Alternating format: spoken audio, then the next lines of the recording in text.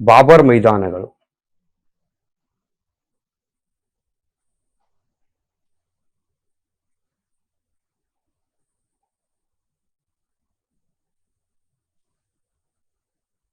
ಇವು ಸಿಂಧು ನದಿಯ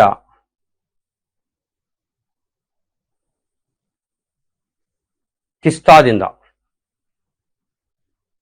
ಸಿಂಧು ನದಿಯ ಒಂದು ತಿಸ್ತಾ ನದಿಯ ಸಿಂಧು ನದಿಯಿಂದ ತಿಸ್ತಾ ನದಿಯವರೆಗೂ ಹರಡಿದೆ.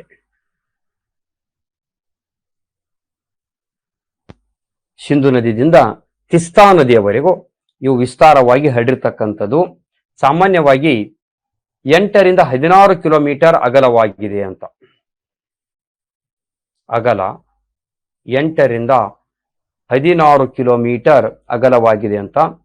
ಇದು ನದಿಗಳು ದೊಡ್ಡ ಗಾತ್ರದ ಬಂಡೆಗಳನ್ನು ಸಂಚಯನ ಮಾಡ್ತದೆ. ಇದು ಇಲ್ಲಿ ಬಾಬರದಲ್ಲಿ ದೊಡ್ಡ ಗಾತ್ರದ ಬಂಡೆಗಳನ್ನು ಸಂಚಯನ ಮಾಡ್ತದೆ ಅಂತಕ್ಕಂಥದ್ದು.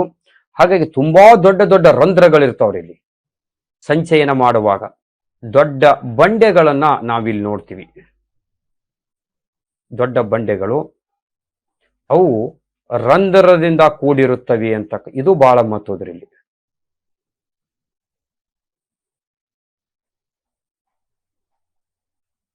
ಅವು ರಂಧ್ರದಿಂದ ಕೂಡಿರ್ತಾವಂತ. ಈಗ ನೀವು ಇದಕ್ಕೆ ಹೋದ್ರೆ ಸಾಮಾನ್ಯ ಕಣ್ಮ ಇದು ಸಿಗ್ತದ ನೋಡ್ರಿ. ಎಲ್ಲಿ ನದಿಗಳ ದಂಡಿಗೆ ಹೋದ್ರೆ ಸಿಗ್ತ ನೋಡ್ರಿ, ಕಲ್ಲುಗಳು ಸಣ್ಣ ಸಣ್ಣ ಸಣ್ಣ ಸಣ್ಣ ಹೋಲ್ಸ್ಗಳು ಬಿದ್ದಿರ್ತದೆ ಅಂತಕ್ಕಂಥದ್ದು. ಅತಿ ಹೆಚ್ಚು ಶೀತಲೀಕರಣ ಮತ್ತು ನಗ್ನೀಕರಣ ಆಗೋದ್ರಿಂದ, ಜೊತೆಗೆ ಸಾಕಷ್ಟು ಶಾಖಗಳಲ್ಲಿ ಬರೋದ್ರಿಂದ ಅದೇನಾಗ್ತದೆ ಅಂತಂದ್ರೆ ರಂಧ್ರಗಳನ್ನು ಹೊಂದಿರ್ತದೆ ಅಂತ. ಇಲ್ಲಿ ಉತ್ಪತ್ತಿ ಆಗೋ ಅಂದ್ರೆ ಇಲ್ಲಿ ಮೆಕ್ಕಲು ಮಣ್ಣಿಗೆ ನಾವ್ ಏನಂತ ಕರಿತೀವಿ, ಹೊಸದಾದ ಮೆಕ್ಕಲು ಮಣ್ಣು ಅಂತ.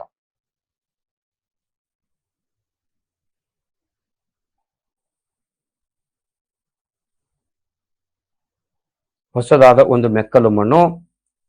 ಇಲ್ಲಿ ನದಿಗಳು ಕಣ್ಮರೆಯಾಗುತ್ತವೆ.